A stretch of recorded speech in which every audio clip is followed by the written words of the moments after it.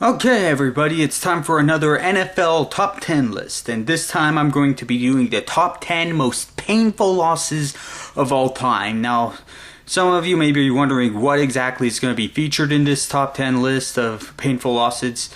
Well, sometimes it's not always what's on the line that makes a loss in the NFL painful. Sometimes it's how you lose that makes the loss painful. But nevertheless, things are on the line that make a loss painful. Some of the things are on this list, but for the most part, it's how you lose a game that makes a loss painful that I'll be covering on this list.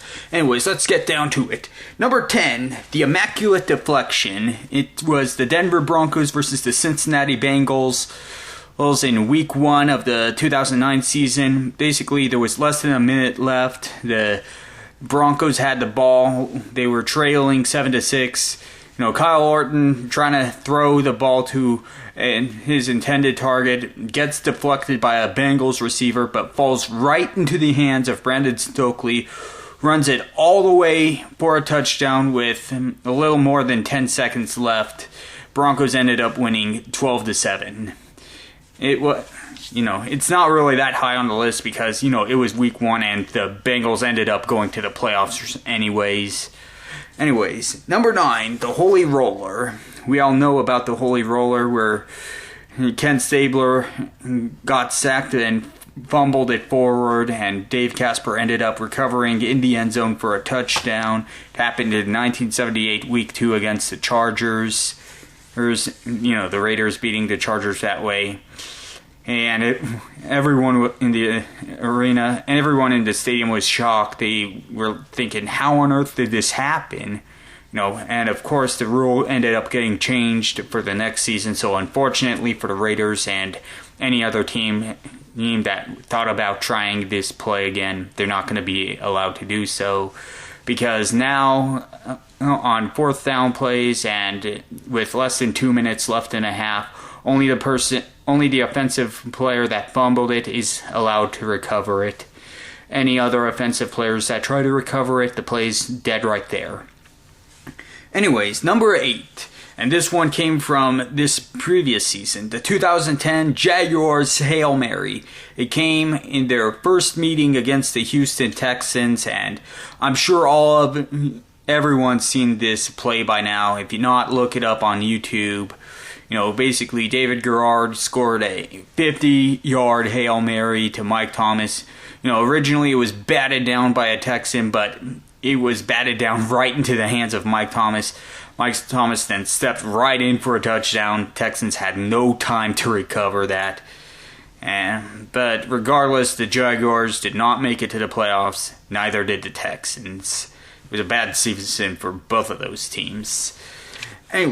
Number 7, the Music City Miracle. The Titans versus the Bills in the 1999 wild card round. With the Bills up with 16 seconds left, kicked it off Dyson. Basically, there was a lateral I think it was Kevin Dyson that got the lateral, ran it all the way for a touchdown. There was a replay review to make sure it was a backwards pass and not forwards. At best it was lateral by the camera angles. Of course, there is one camera angle that shows it going slightly backwards. Bills never recovered from that. And ever since that loss, the Buffalo Bills have never made it back to the playoffs. Let's see, number 6, 0-16. Is there any explanation needed for this? We all know the 2008 Detroit Lions are the absolute worst team in the history of the NFL.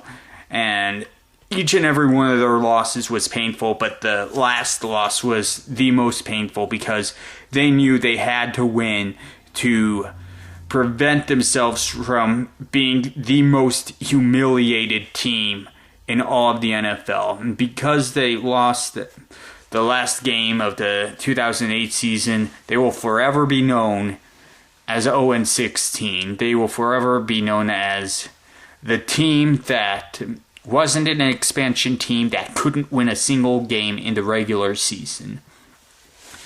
Number 5, the Tuck Rule game. This happened in the 2001 divisional game between the Raiders and the Patriots. Everyone thought that Tom Brady fumbled with less than 2 minutes left. There was a replay review, and people were wondering, wait a minute, why are they reviewing it? He clearly fumbled. But Walt Coleman, of course, using the tuck rule, ruled it an incomplete pass, and Patriots ended up coming back and winning that game in overtime. And the tuck rule is still a stupid rule. Now, before anyone responds, let me explain why the tuck rule is a stupid rule. Football is, and always has been, a game in which you force your opponents to make mistakes and you capitalize on those mistakes. By giving the quarterback a free pass, by basically ruling out the intention, was he trying to throw it forward or not? Was he trying to tuck it back into it? You're basically giving the quarterback a free pass, which, in my opinion, you should give as little free passes as possible, and the tuck rule is one of those rules that basically gives a team a free pass. That's why I hate the tuck rule, because basically it gives them a free pass for making a critical mistake in the game, and football is supposed to be a game in which you're not supposed to make critical mistakes. Anyways, going on. Number 4, 1 yard short. Super Bowl 34, the Tennessee Titans versus the St. Louis Rams. Basically, the Titans had the ball one last time. They were down 16-23. They needed to score a touchdown and an extra point to tie it and to send the game into overtime. And basically, there were 6 seconds left for the last play. McNair to Dyson, but Dyson gets tackled just 1 yard short of the ball breaking the plane of the goal line.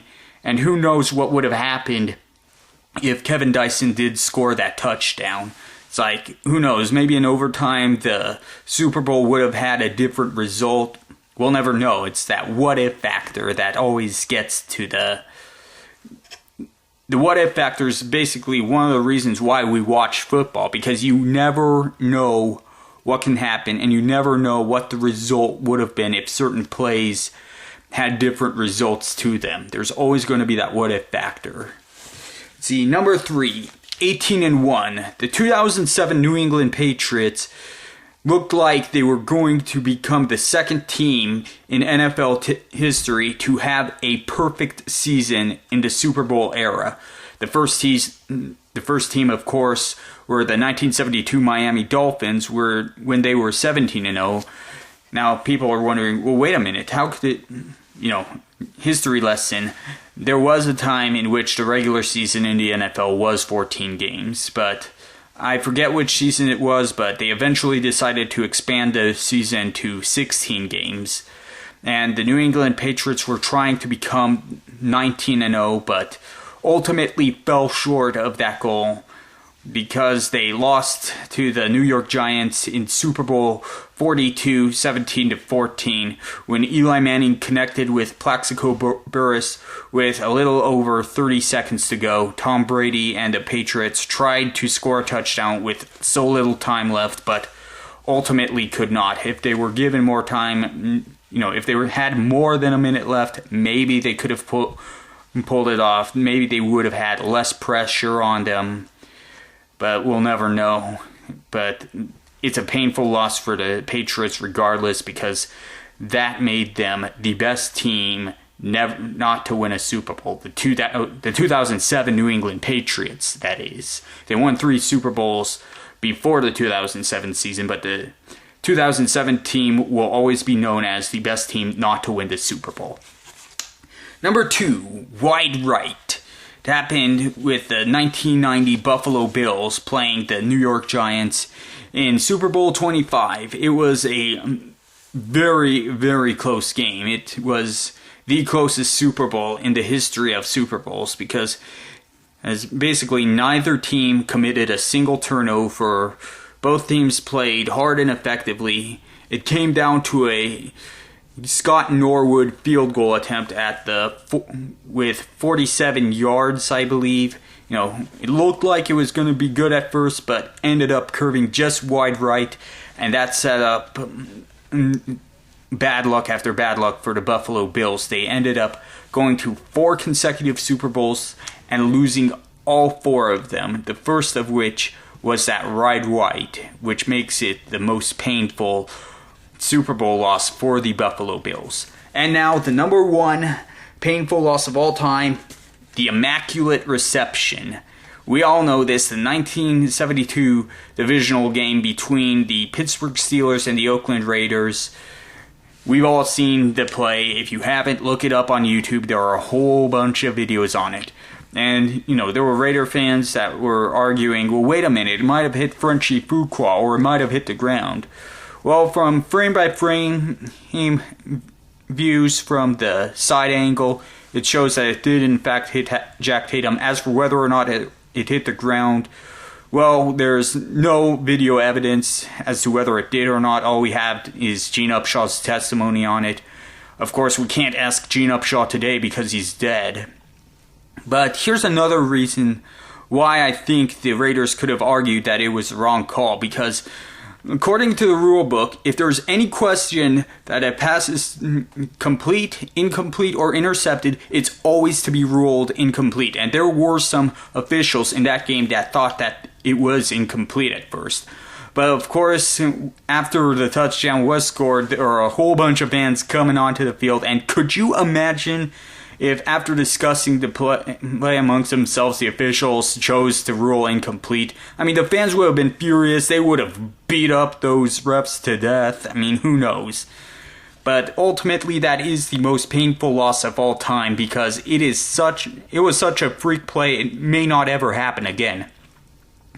But anyways, that's my top 10 list of the most painful losses of all time.